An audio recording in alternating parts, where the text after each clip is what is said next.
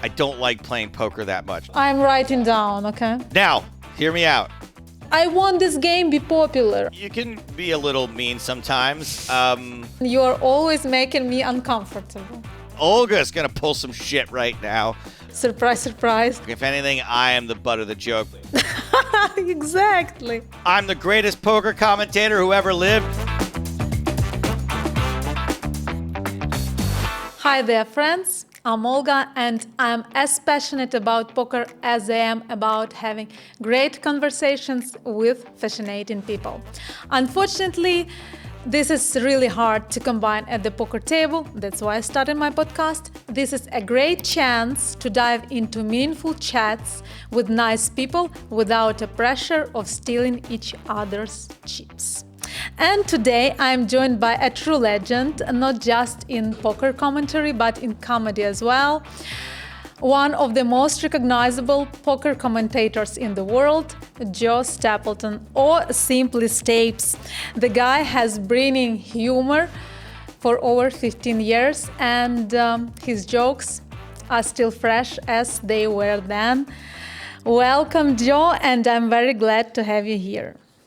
Olga, I'm so surprised you even know who I am. I mean, you've known me for a long time, but I'm surprised that the person you just described isn't really the person you knew back then. So I'm so happy to be on your radar. So, I know you as incredibly versatile person, also a new word in my vocabulary. You are known as poker commentator, comedian, screenwriter, poker player, poker ambassador, and if Google you, the first thing which pops up is poker commentator. Do you agree with that? Yeah, of course. Yeah, there was a long time. Look, I don't think anybody dreams of being a poker commentator when they're a child. That would be a very strange dream for a child. More of a nightmare, probably.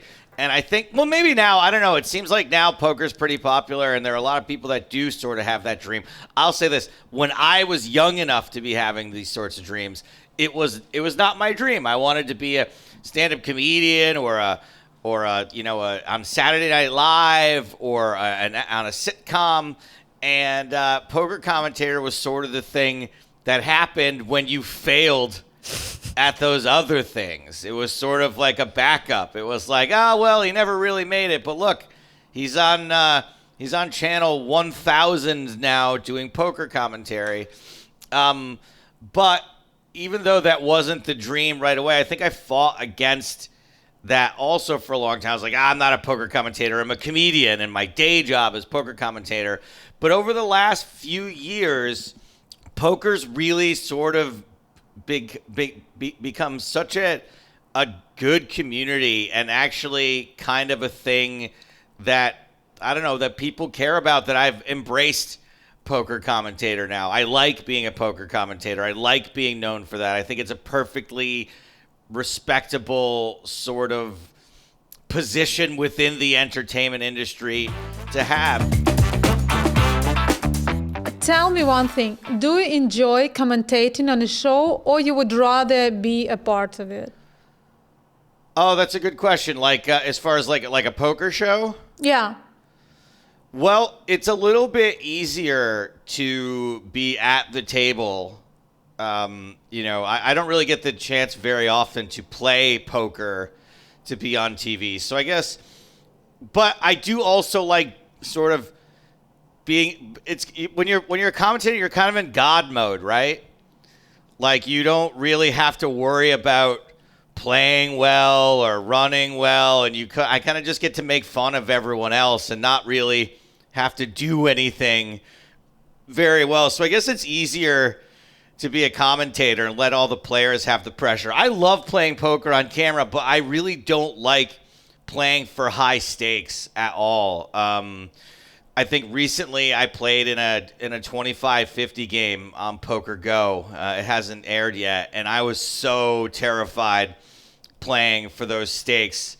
And I just really didn't like the pressure of it all. So I guess really if I had to choose, I'd probably rather be doing the commentary. But every once in a while, I do like to play. Like if they gave me like one shot to be the loose cannon on the big game, I would definitely take it. I just wouldn't want to play it all the time. And when you are playing by yourself, do you comment in your hand like what other players do? That can be a problem. Like if I play in a home game or if I play on TV, I'm so used to saying out loud what's going on that I have announced my hand before. Like I have looked down at my hand at a home game and been like, what's Stapes going to do with ace jack here? And I'm like, so sometimes it is difficult to not comment, or also just in general, like, you know, when you're playing with people, like I do get to play a little bit more now, whether it's on camera or not. You know, I'm an official ambassador now, so I get to play some of the smaller events, and part of the reason I'm there is because people want to play with me as the poker commentator, and I want to do stuff for them. I want to be the guy that they want me to be, but also, like, as you know, Olga, part of the reason you're doing this show instead of just having great conversation at the table is, like, you're not supposed to talk all the time when you're playing poker. And in a cash game, it's like a little bit different.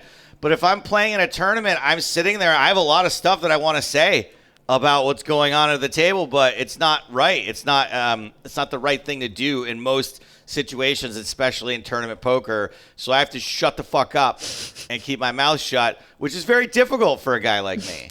You like to talk. That's good, though. You know, commentators often work in pairs. And do you think you are a good teammate? Yeah, I mean, I think that I am a good teammate for anyone that isn't trying to be 100% serious all the time. Okay. Like, I would imagine if you were the sort of poker commentator, play-by-play person who's like very, very serious, we would not get along super well together. I think luckily almost every single poker commentator in the world understands that you need a little bit of humor for poker commentary to work. I think I'm a pretty decent teammate. I assume if I was a bad teammate, I wouldn't have the same partner for the last almost 15 years now. So hopefully I'm a good teammate. Now you have an opportunity to choose like anyone, any character from the movie, from the book, comic to be your co-commentator. Like choose any person, and who would it be? I think that I would probably, you know, there are some famous sports commentators I think it would be fun to do poker commentary with. I originally, when I first started this job, I did the big game with this guy named Chris Rose, who's like a huge sports commentator in America now. He does the World Series of Baseball, and he's worked on the Super Bowl. So I've already done that one. So let me think about, you know, way back in the day, so there was this comedian named Dennis Miller, who was a stand-up comedian, and they very, very briefly tried him out on Monday Night Football. And what was really crazy about him is he used to make these very long-winded references and these obscure references to literature and film and stuff that really didn't connect with the football audience. And they got rid of him like within a couple of weeks of being on football in America. Like, they fired him after 3 or 4 weeks. I would love to do poker commentary with like another big name comedian who I think would be good at it. I think Dennis Miller is a guy that I would have a great time doing commentary with. As far as like the poker world's concerned, I would love to get in there with Jeff Platt, I think, for a minute. Like, Jeff and I are really, really good friends. And Jeff is a very funny guy in real life, but he's pretty straight-laced in his work. And I would love to get in there and make Jeff uncomfortable. By the way, like, I love all of the other poker commentators that are out there. Like, I think they all bring something different to the table. I think Ali's crazy talented. I think Dave Tuckman is talented, brings his own thing. Jeff and Brent are hilarious together. I think Ali and Nick obviously are a fantastic duo. Vince and Tony have their own thing going on. Lon and Norm, obviously, Lon and Norm, if it weren't for those Squadouche. guys, there would be no Joe Stapleton. So I'd love to get in there with Norm and Chad at some point, too. I think would be really fun. Gabe Kaplan. I've never met Gabe. I would love for Gabe, if he just knew who I was, if Gabe was aware of my existence. You know, when I think of Jeff Platt, like when he's asking me something, I feel comfortable. But when I'm speaking to Ali or to you, like I'm always waiting for something will happen, like some tricky question. You're always making me uncomfortable. Yeah, I mean, I guess that's sort of earned. If I could go on record as saying, like, I am never trying to embarrass the player that I'm speaking to. I'm never trying to make them the butt of the joke. If anything, I am the butt of the joke. But I can understand that, especially because, like, you've always been sort of self-conscious about your English as well. And I think that you are always expecting that, like, you're not going to get something. And I've never seen that, Olga. You always get everything. And you're also very funny yourself. And I kind of feel the same way about you. I'm like, okay, Olga's going to pull some shit right now. No. I got to be worried about Olga. I did want to bring up something that you said earlier in that, like, so you want to have, like, really good conversations, but they don't always happen at the poker table. If someone did try to have, like, a deep conversation with you at the poker table, depending on, like, where you're at in, like, the game you're playing, right? But let's just say it's, like, early stages of some multi-day tournament. Are you open Of course. to having that sort of conversation? You would have a conversation at the table? Yes, I'm always like I'm the one who is starting all these conversations because I love this about the game when you can talk to people. I started doing this because I noticed when I have this atmosphere at the table, I'm running better. And when I'm not talking to people, like things are going bad. So I don't know how. Well, yeah, it I mean, works. look, tournament poker is quite boring, and I think that if you can do something to occupy your mind and to sort of entertain yourself, you might play fewer hands. You might not feel the need to like play a certain way because you've got something to keep you occupied. Because the thing about poker is that like, if you can pick and choose who you want to talk to, that's great. But sometimes you're like, I would like to have a conversation, but not with you. The wrong person has started a conversation with me right now. Yes, sir. Thank you. No, that's good. Thank you. Yes, yes. And you gotta read people a little bit too socially at the poker table. They go, okay, this person is not engaging me. This person, I've made 2 or 3 jokes and they have not looked in my direction at all. This person wants to be left alone. So I try to read people that way as well. That's interesting.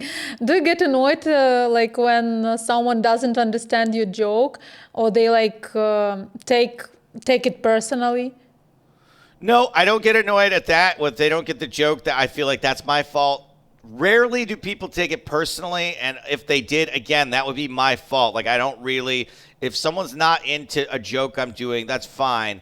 What does annoy me is sometimes people will make rude or sexist or racist or just sort of jokes that like and with me in mind and with me being like, hey Stapes, and I'm like, no, that's not, you don't really get what I am if you think this is my kind of joke. Like, and then people will get mad at me for not getting their joke. Like, oh, I guess you're the only funny guy. I guess you're the only one who's allowed to be funny, and that sort of can be a little bit annoying for me because I'm like, no, you don't understand. I hate this. Makes me sound like such a douche. Like, you don't understand. Like, I'm a professional. Like, I know when to make this joke and when not to make this joke or to never make a joke in this particular thing. And when people sort of try too soon to like make me laugh or to be funny around me, I'm like, oh no. I do this. You just be nice. Did someone cancel you for your joke? Like cancel?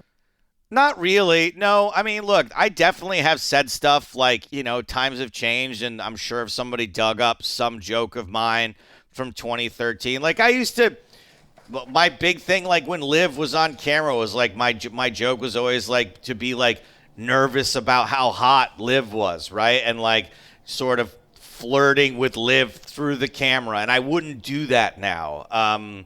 Do I think it's something, am I like embarrassed about it? Not really. It's just something that I wouldn't do now. So, and then once or twice, like, honestly, you wouldn't believe it, but like the number of times a player has gotten mad at me and like come to me, now they might be mad and keep it to themselves. I don't know. Like, obviously that could have happened hundreds of times over the years. But I would say of the like almost 20 years I've been doing this, the number of times a player has been like pissed off and come to me, it's been like under 5. I've been pretty lucky that people understand what I'm doing when I'm doing this stuff. And I think that poker players in general like have thicker skin. They have, they get it. They have a good sense of humor. And luckily, most of my jokes have dodged stuff that's upset people.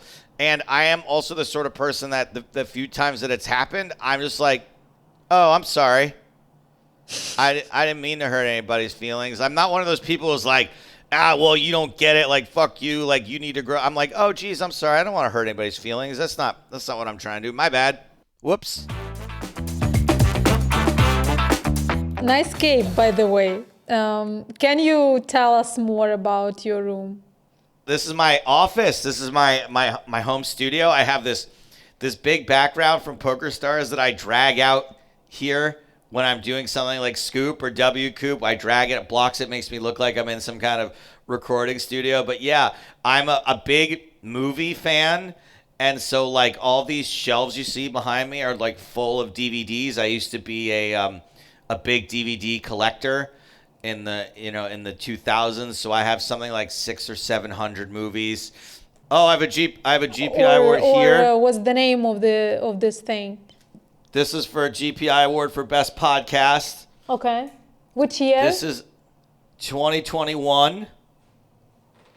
And then let's see. I got like a couple like little charity awards over here. I won a GPI award a long time ago. I think in like 2016 or 2017 for TV personality. What about that Poker Stars trophy right behind you? I noticed.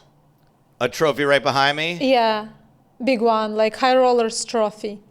Oh, that's Vanessa Selbst. Okay.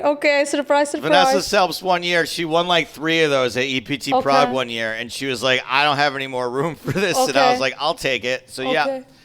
That's I don't have any legitimately earned trophies at all. I think. Yet. Right. This one. Okay. So this one is I won a charity event that came with a free seat to the World Series of Poker main event. So that's my biggest poker win, I guess, is this charity event. More trophies ahead, I think. Yeah, maybe, I guess. The good thing is that like I really don't. This is gonna sound bad. I don't like playing poker that much. Now, hear me out. I love playing cash game poker. I love playing 1-2 with friends. I love playing maybe small tournaments.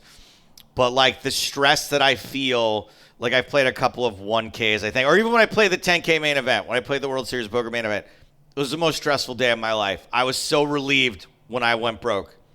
When I finally was out of chips and it was over, I was like, thank God. Oh, that was so stressful. So I can handle being in front of a big crowd of people and someone hand me a microphone and I can go out and tell jokes. And that is stressful, but I like it.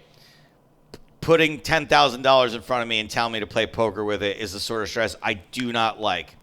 But tell me one thing. You see a lot of people playing poker. You command this. You analyze the hands. Like, you get so much information from all the players, like from pros, from amateurs. Like, you can use this in your game. Don't you want to play poker? Because when I watch poker, like, I immediately want to go and play and try these things. Yeah, no, I don't. It makes me want to play, like I said, like EPT Prague, for example, right? Like when I get done with commentary, does it sound fun to go play 1-2 and like, and drink beers and whatever? Yeah, that makes the peeling cards back and playing with chips and stuff. I like that. But no, it doesn't. If someone was like, hey, Stapes, like I have a theory, like you've watched so many super high rollers, like I'm going to put you in the super high roller because I think that I think that you just through osmosis, like you might just know what you're doing out there. I would be very reluctant to do it. I would be very uncomfortable. But that's you. That's the thing is you like that challenge. You like that sort of thing. I don't have that. I also, one thing I don't have either is I don't have a competition thing. Like, I don't like competing. Okay. I'm always at like, if I'm out at the bar and there's like a girl at the bar that like everyone's talking to, I'm like, I'm good. Like, I don't need to compete for that. I don't need to, hey, maybe she wants to come talk to me. That's fine. If she wants to come talk to me, that's all good. But I'm not going to be like, I just don't have that sort of thing in me, which is why stand-up is great, because you're really only competing against yourself, right? Like, of course, you're like competing against everyone else, but it's not active. There's no defense. It's not happening at the same time. It's like you take your turn, then I take my turn. So yeah, that's the other thing about poker is that like winning at poker, I feel bad. Yeah, okay, let's move on. I know that's the fact that you are a big fan of movies. Also, you already recommended a lot of stand-up comedians, such as Jerry Seinfeld, Chris Rock, Mitch Hedberg. Now, please recommend us some TV shows or movies. Okay, so the best TV show that nobody has ever heard of. I'm writing down, okay? It's on Amazon. Okay. It's called Patriot. Okay. It's not the Mel Gibson movie from the 1700s. It's called Patriot. It takes place, I mean, the show's probably about 10 years old at this point, but it's about a spy. It's very realistic in that he's a spy, and that imagine how hard it would be to be a spy if the U.S. government is your boss. Like, think about how poorly the U.S. government is run and how sloppy it is and how many mistakes they make. And now they're in charge of your life. It's very, very dark, very funny, and also kind of realistic. So Patriot's fantastic. I don't think everyone's into Severance now. Severance just came back for season 2, which is a really interesting sci-fi show on Apple TV. Severance is pretty great. I actually haven't been that into TV lately. I think TV has kind of fallen off. Almost every show I watch, I'm like, this should have been a movie. Okay. I mean, I haven't seen something that's really blown my mind in a long time. Better Call Saul. Oh, the most recent season of Fargo that came out last year was great. Every season of Fargo's was good except for one. I don't know if you watch Fargo or not, Olga. Not yet, but I'm going to. Oh, I just watched a movie. This is for Europeans that is all entirely shot in Poland, called A Real Pain, with Kieran Culkin and Jesse Eisenberg, and it's about two Jewish boys who go back to Poland to learn about their heritage, and that movie was excellent too. So those are some movies I've seen. What about you? What have you seen lately that you liked? I heard. I don't have time to watch these things, but I heard that Naked Gun with Leslie Nielsen has the highest number of jokes per minute. So, like, it's one of the most recommended comedy. Naked Gun with Leslie Nielsen is one of the funniest movies of all time, yes, and it is well worth your time or anyone else's to see that movie. Absolutely, 100%. Great recommendation. Tell me one thing. Having sense of humor is like ability that you can like get, or you need to be born with it? That's a really good question. I think it's something you can get. It depends, right? When you say sense of humor, there's two things there, right? It's the sense of humor could be the ability to receive humor, and it could be the ability to send humor. I think that the ability to receive humor is more something that you're born with.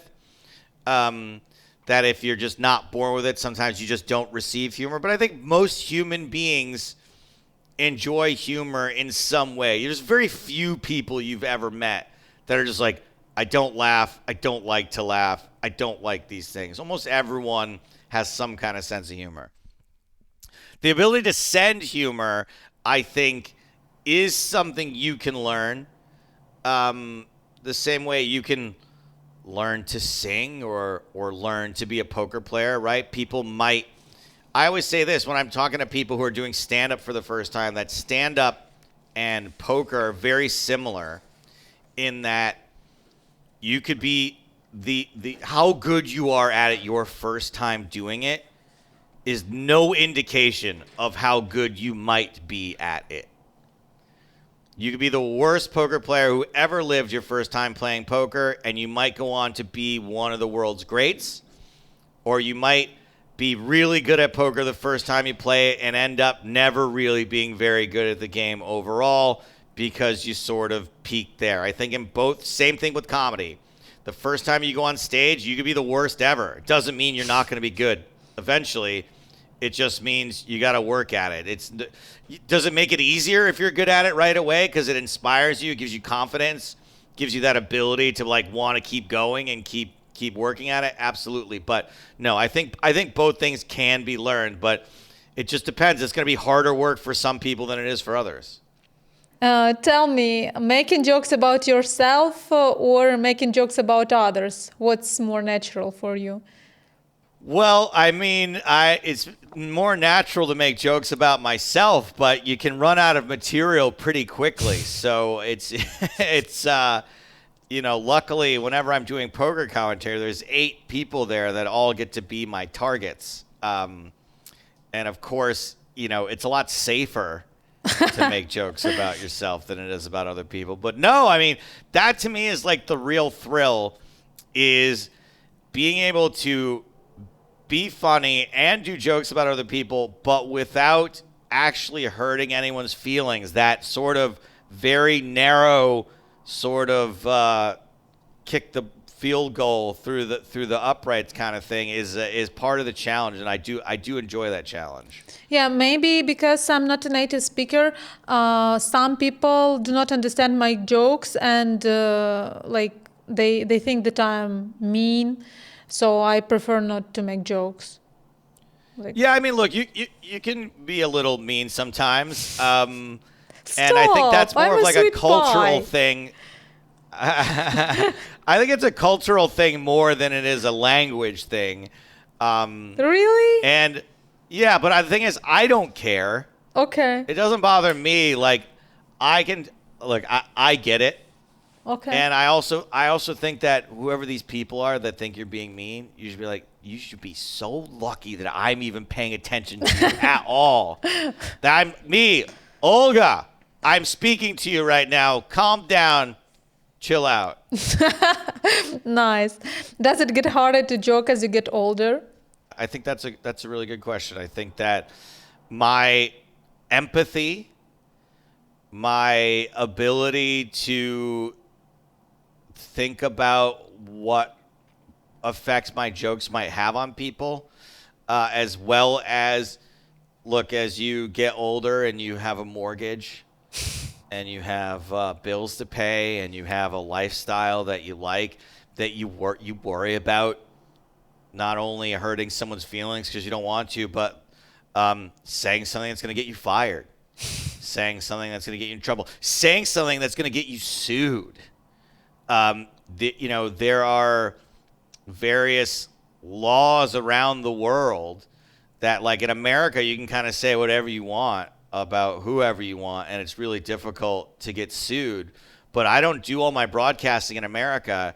And like, let's say, for example, I was on a broadcast in England, and I said, oh man, I saw Olga last night and she was wasted. She was fall down drunk at the bar.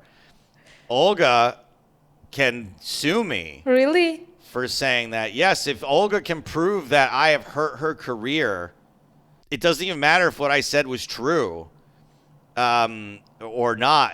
If I can't prove that it was true, then you have grounds to sue me. So yes, the older I get, the more I worry about grown-up stuff, like getting sued or not being able to make my mortgage payment, and in addition to hurting people's feelings, which I don't want to do. So yeah, it does get a little bit harder.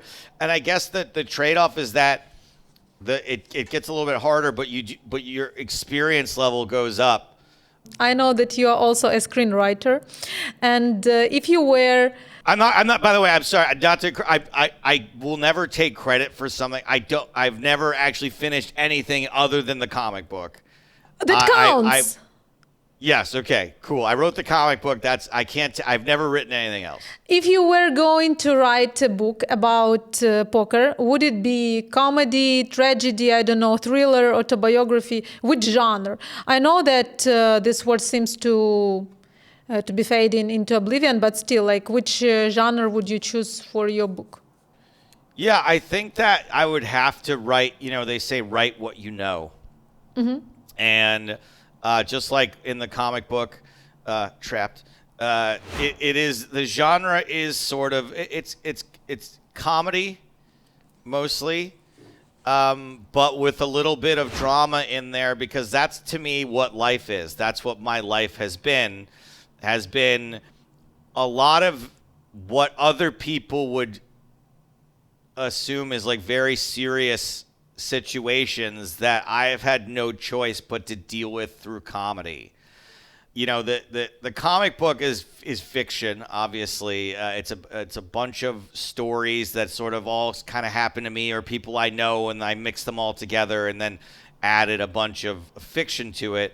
But if I was going to write like a book about my life and the things that I've seen and done in poker, it would be pretty similar. It would be a lot of. It would be, how did I get here? How in the world did I get here? How in the world did I end up in this situation? And how in the world did I not die?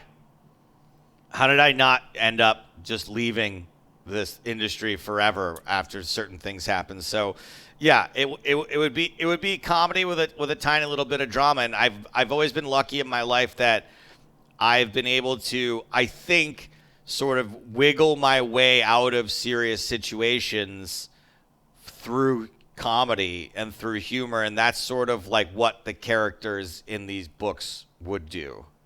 If speaking about Trapped, the main hero named Joe, Yeah. surprise, surprise, poker commentator, he has dads, right? He has. Basically, it's based on me in my late 20s where, like, I had a good job and I had, a plenty going on, but I was in quite a bit of debt. I had student loan debt and credit card debt and car payment and all this other stuff. Yeah, normal debts, not like, not crazy gambler debts, but just like, hey, I just like, you put $100 or $200 on your credit card every month for 10 years, all of a sudden you're in $40,000 in credit card debt. Yeah, so this is like an autobiographical story. Yeah, a lot of it, sure. It's we call it semi-autobiographical. Yeah, it was based on, a character very similar to me in a life situation very similar to mine. Is a guy who is a poker commentator and kind of is a little bit of he's a little annoyed by that. He's a little resentful because he thinks that he should be bigger. He thinks that he should be on a bigger television show, in a more successful. In this moment where we first meet him, he loses that even. He loses even being a poker commentator, and he realizes over the course of this story that as like it's like kind of action, crime, comedy sort of thing. Realizes that he really did have quite a bit. And that maybe, and it was all because of poker. Okay, now it's time for my favorite segment, Turbo Blitz with Olga. Like, very easy. I ask you question, you like short questions. You can answer short. You can answer like as much as you want. The only one rule is that you need to reply quick. Okay, got it? Okay. Let's go. 3 words that best describe you. Affable, generous, punctual. Okay, yes, that's true. Trump or Kamala Harris? Kamala Harris. Moving on. Okay, what's your favorite childhood toy? My favorite childhood toy was my Nintendo. Okay. What's the weirdest thing you've ever Googled? The weirdest thing I've ever Googled was probably something to do with STDs. STDs, what's that? STIs, sexually transmitted diseases. I was probably looking up. Okay, oh my gosh. I was probably looking up an STD. Okay. Books or TV shows? TV show. I don't read. Really? Like at all? I wish. No, I used to be a big reader when I was a kid because I wasn't really allowed to watch TV. Okay. And so I read and read. But now that there's screens everywhere, it's really hard for me to read a book. That's true. Interesting question. Would you rather always tell the truth and everyone knows it, or never speak? Oh, telling the truth. I almost always tell the truth as it is now. So, a movie or show you've rewatched the most? This movie right here, Out of Sight. I've probably rewatched that, or the movie The Sting, are probably two movies that I watch at least once a year. What's the best compliment you've ever received? Well, when Norm Macdonald had me be his opener, he's a comedian who passed away a couple years ago, but he was considered to be maybe the greatest comedian who ever lived. When he asked me to open for him and to travel with him on the road, that was a huge compliment. Not exactly one thing, but to have maybe the greatest comedian ever asked. And then one other one I got recently, and this I know it's supposed to be a quick answer, but this is really important to me, is that someone came to James and told him that they fall asleep listening to us. Oh, that's every nice. night. Okay. And James was like a little offended by that. Because it sounds almost like an insult, right? Like, oh, I fall asleep listening to your broadcast. And I was like, no. Do you understand how difficult it is for people to sleep, for people to fall asleep, for people to disconnect, for people to find any sort of peace or comfort or quiet in their lives? And for someone to say that they get that from us, I think is one of the biggest compliments I've ever received in my entire life. To be able to provide that sort of just tranquility and noiselessness, like, so you're not thinking about all the other stuff that goes on in your life so that you can fall asleep. I think that's a huge compliment. A place you've always wanted to visit but never been? Thailand. Really? Thailand seems cool. Australia. Never been to Australia? Never been to Australia. Okay. Me too. Do you have any time to travel for fun, Olga? Should we go somewhere? Where do you want to go? Japan, Australia also. I have been to Japan. Japan's really cool. I think you would like it. What's one thing you wish you knew 10 years ago? 10 years ago. I was still pretty old 10 years ago. Okay, 20 years ago. 20 years ago, I probably could have had, yeah. That doing stand-up comedy, even when it goes badly, it can't kill you. That failing at stand-up is part of it, and to not be so scared of that and or other things. I wish I'd started stand-up a little bit sooner. I didn't start stand-up till I was like 33. I didn't really start taking it seriously. So I wish 20 years ago I could have been like, hey, it fucking sucks, but it's worth it. I wish I had known that. A dream project you'd love to work on? I would love to host a game show. Would be really fun. Or like a talk show, like a late night chat show, like the Tonight Show. Mm-hmm. I would love to do something like that. Those are two things I think would be really fun. Yeah. The last thing you laughed really hard at?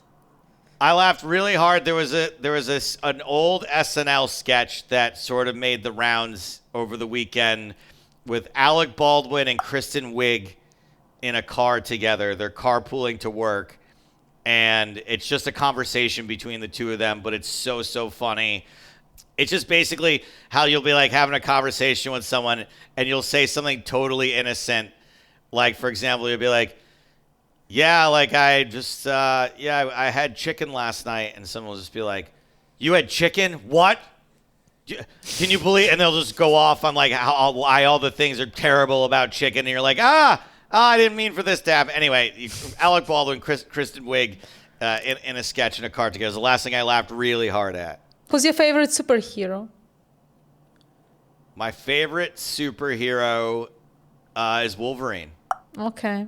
I like him too. My favorite superhero is Wolverine. If you can't tell, we have similar characteristics going on, and I love the fact that Wolverine really just wants to be left alone, but he can't resist doing the right thing when it comes down to it. And I always found it really tragic that all he wants to do is die. Okay. I will not leave you alone, at least for another 20 minutes. What's the most absurd task you've ever been assigned at work? At any job ever? Yes. One time when I worked in a grocery store, I saw a guy, the store I worked at had a policy that you could return anything without a receipt, no questions asked. And I watched a guy walk into the store, pick up a box of furniture, like a bench, and then return it. He never bought it. He never paid for it. He was like, "Here you go. I know you have a note." And I was like, "Excuse me." Like I saw, and the police got involved, and they made me look at a lineup. I had to look at like a police lineup to identify the guy who picked up the bench and tried to return it. And that was one of the most ridiculous things I ever had to do at work. What 3 wishes would you ask a Jenny for?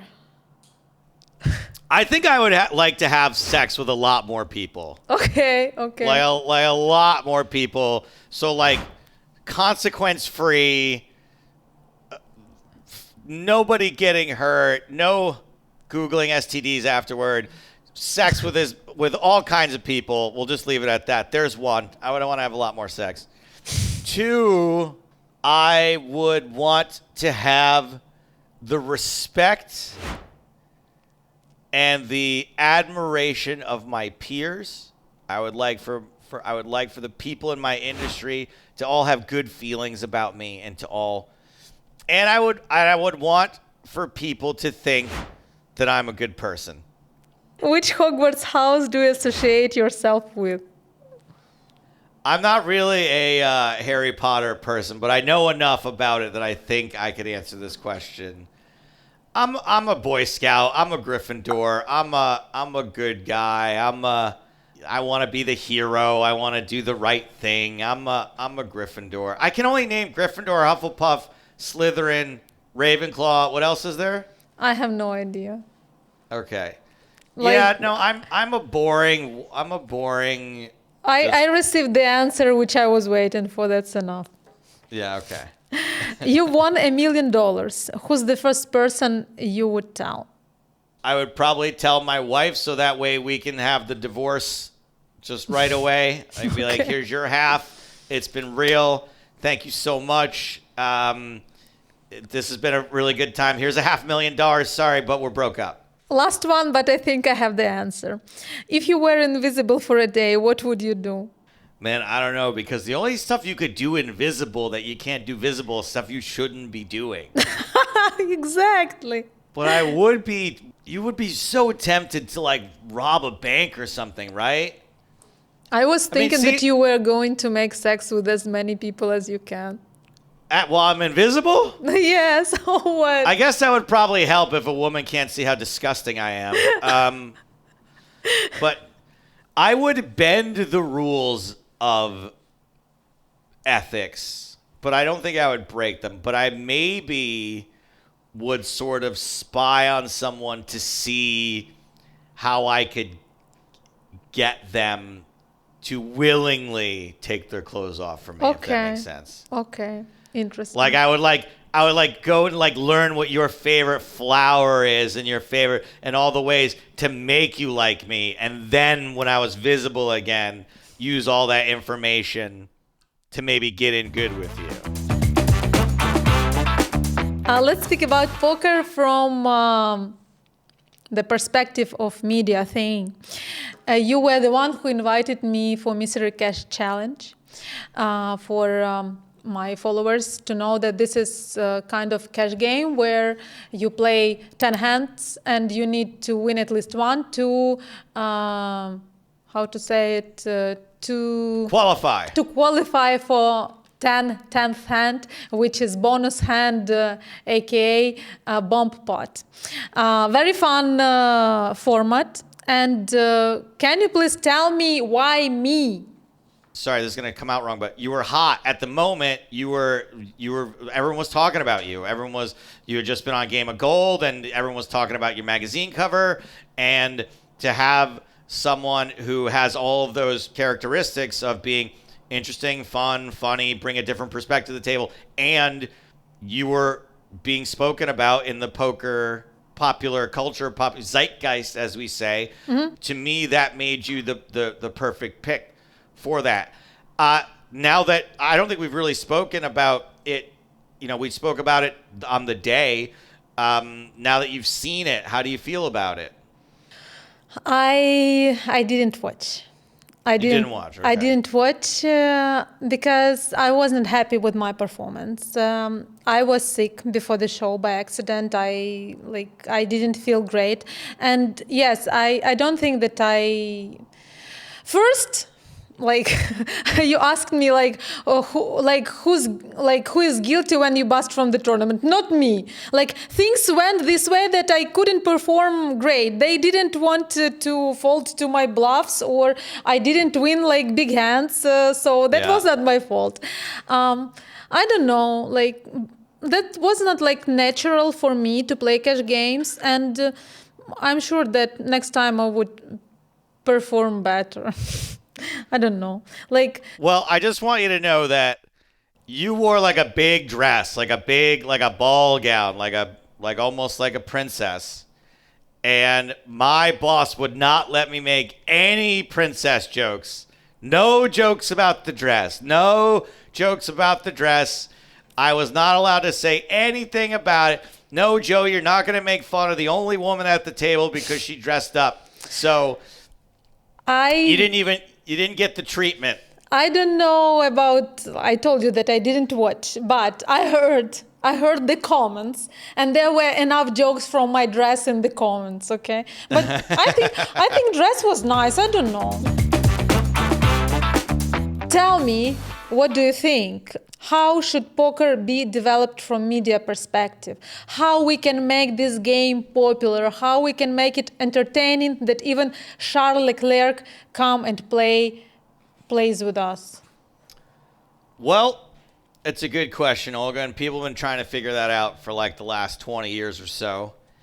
And I think that doing more things like the big game are helpful. I think that something like the big game is perfectly constructed so that it attracts both old poker fans and new poker fans. It's a simple enough concept.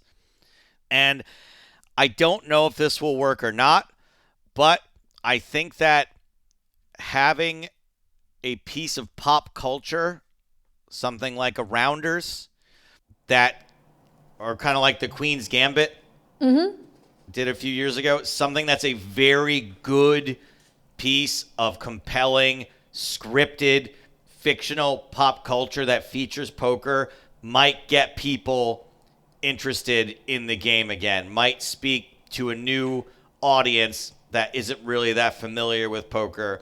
So something like a Trapped, or doesn't have to be, but another movie or a TV show that is just very good in and of itself and also has poker. We might see another poker boom the same way when Queen's Gambit happened. Chess, Google search, chess.com, everything went crazy through the roof. I think we might be able to do the same for poker if we focus on doing high quality, big budget poker entertainment, whether it's big game or whether it's something else, a poker movie or something. But those are some things I think that would be helpful, yeah. But there were some movies about poker, but they didn't they didn't cause like big poker boom. So do you think Yeah. like something like TV show can make it? Yeah, it just has to be the right thing. Obviously there's been a bunch of poker movies over the last 10 or 15 years. Most of them are bad. Most of them aren't very good. The one that just came out with Emil Hirsch, Dead Money, was pretty good. It was the most decent poker themed thing I'd seen in a long time. But I'm talking about something that's really, really good. Queen's Gambit is like, the guy that was like the showrunner for that, Scott Frank, wrote that movie. He's I'm talking like very, very high end sort of thing, like something that's as good as Rounders. The streaming space is really crowded, and the podcast space is really crowded. And I think that if we put our efforts, yes, Not poker podcasts. Not too many Sure. poker podcasts exist. not too many poker Not too many, I podcasts think. exist. That's why I started my podcast. I'm not going to make a podcast only with people involved to poker. Like I want to make it bigger, but like let's see. Now I want to speak about this because that's what I really like. And I don't know, like I'm not a poker room. I don't know. I'm not someone big, but I want this game be popular. I don't know. It's a great game. Like I am obsessed with it, and I want more people to find out about it. I want it to like really be big. Like why other sports are so popular and poker not? I mean, like to watch. It's not entertaining to watch. Yeah, I mean, there's a lot of competition for people's time in general, right? Where we are, if you look at, let's say when I first moved to Los Angeles in 2002, there was cable television and there was the internet a little bit. But now you're competing with, it's just for people's time in general. You're competing with podcasts, television, movies, cable, streaming, YouTube, TikTok, Instagram, Facebook, OnlyFans, porn, poker, Fortnite, PUBG, Clash of Clans, Bejeweled. I mean, the list goes on and on and on and on and on and on of stuff that everyone's very divided, and it's hard to get their attention. So, for me, poker has a shot at doing this still because it is so fun to play. Tell me why you personally don't want to play poker. Like why? Like Because the game's difficult, right? That the players are very, very good now, and to be good at the game requires a lot more attention than I'm willing to give it, and it requires a lot more risk than I'm willing to give it. However, my love of poker at the levels I like playing is still incredibly strong. I love playing poker with my friends. how often you I play can this spe- one too? Almost never, because I don't really have the time. But I was thinking you would say like I don't play one too because I don't have friends. No. But if I was gonna I live in this house now. For some reason, when I lived in an apartment, I actually had room for a poker table, and here in my house, I don't. But if I was gonna have a game here that started at 6 p.m., I could easily play till 2 or 3 o'clock in the morning. That's 8 hours, 10 hours, no problem. Because what I love about poker is the social aspect of the game. I love that you are just sitting at a table telling stories and having fun and goofing around with your friends. That aspect of it is something that I do love. I just don't, when I say I don't want to play poker, I don't want to play for stakes much bigger than that, because I don't like the risk. And the higher up in stakes you go, the lower the other stuff goes. The social aspects go down, down, down, down, down. Gotcha. Tell me, what do you think about online poker ban in America? I think it's pretty silly that we're not allowed to play online poker. I think that if the government wanted to protect us from things like roulette and slots and blackjack and things where you're playing against the house, that I would understand a little bit more. But to prevent people from playing poker with their friends for real money when you're not playing against the house and all the house is doing is giving you a fair game and collecting a rake, I think it's pretty outrageous. I think that if more politicians understood what poker actually was, it wouldn't be as big of a deal. Yes, of course, I think people should be allowed to play online poker for money. Look, it's a game for adults, and I'm not going to say it's totally harmless because it is for money and it is gambling. And I'm not one of those people who are going to say that poker isn't gambling, but it is not the same as an online slot machine. I think that we can show poker from that side that, like, you go to the cinema, you buy the ticket to the cinema, and you are having fun there. Like, you don't need to like spend much money for having fun. So I don't know. That's right, exactly. It's an entertainment. It's a thing of entertainment rather than gambling. Absolutely. But I've heard that you are the person who caused Black Friday. Can you please share this story? Yeah, my ego caused Black Friday. I was season 1 of the big game happened. It was my first time on TV. I won an award for the Bluff Magazine Reader's Choice Award for best poker commentator. And we're in season 2, and we're in the middle of recording. And I was out on a date. I took this girl to the fair, like with rides, like a carnival. Took her to like a carnival with rides and food and corn dogs and the Ferris wheel, and there was a guy like airbrushing t-shirts. And I was like, hey, can you make me one that says Stapes and a royal flush under it? So like, and I was trying to impress this girl because I was spending $30 on a t-shirt, and I was on this TV show. We're in season 2 and everything's great and it's such a big deal, and I get the t-shirt and I put it on, I wear it to work the next day, and I get to work and I'm recording this, that, and the other, and I go on Facebook and I see a status that just says GG online poker, and I'm like, oh, that doesn't look good. And then I go to pokerstars.com. It was a big FBI logo, Department of Justice. This site has been redacted, and yep, it was because of me. I was like, I'm king shit, a fuck mountain.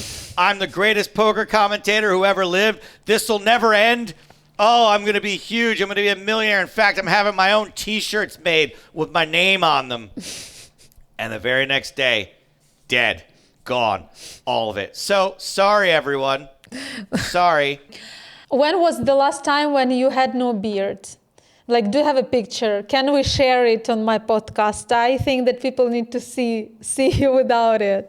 I don't think there are many pictures that exist of me without a beard. I know the last time it's really weird, is I had a dream last night that I trimmed this, but by accident I got rid of everything, and I was like so embarrassed because I haven't been without a beard in a long time. I have not shaved down to the skin since 2009. Okay. That was the last time that I like really went totally clean shaven. And then before that, it was probably like 2002. Really? Yeah, really? What happened in 2009? In 2009, I had a girlfriend who was like just kind of curious about what I would look like. And then when I did it, she cried. Oh. She was not very happy with it. And that's the last time I've gone all the way down. Yeah. Okay. Thank you, Joe. Thank you so much. It was like so nice from you to have to be open and be answering my questions, not always smart. Thank you so much for coming. And I had really good time. And I hope you had good time, like, as well, you know, like sometimes people like to speak and to hear to themselves. Like, this sounds like at the end of a date. You're just like, I had fun. I hope you had fun. I mean, and hopefully we can do it again sometime. Like, you just woke up and it's time for me to go and sleep. So yes. Yes. Olga, thanks so much for having me. I had a blast. I hope it's a great show, and I wish you a lot of luck with this. And if you want to have me back on sometime later in the future, I'm more than happy to do it. Thank you guys for watching. Please subscribe, leave the comments, like, and see you next time. Maybe. Bye.